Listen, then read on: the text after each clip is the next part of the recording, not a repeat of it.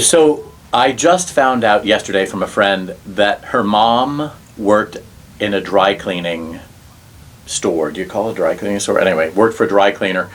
We were discussing people who appreciate service professions and how difficult they are. And if you've done a really crappy job, I often find that people who've done crappy jobs tend to be big tippers, maybe over tippers. Also, don't really hold back from saying, I need this now, because you know the line between what's obnoxious and what's, we need it this way. And there's room between those two. If it's brunch and the place is slammed, it's obnoxious to ask more than two things. Because the third thing is going to be, may we have the check? So that you have a total of 3 questions, 2 of them, wild card. Third is, may we have the check? And then there is, on the other hand,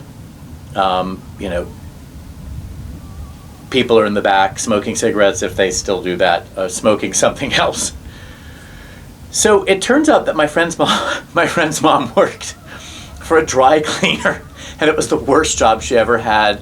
One of her summers in high school, she still talks about it. I've never heard her talk about it. I know this friend's mom, and she talks about how hot it was and how horrible it was to have to handle the things she handled. And I can't imagine in the 50s, early 60s, working with that back of hand sweat and trying to put garments on things and wrestle with all of the, the hangers and the plastic. Doesn't that sound like the worst job ever? I have a high school friend who worked at a dry cleaner, but he was in front, so he was dealing with tickets. So it was hot and smelly and toxic, but that was just the toxicity and the heat blowing on him. He also had fresh air coming in from the other side, and he made good wages for the 1980s.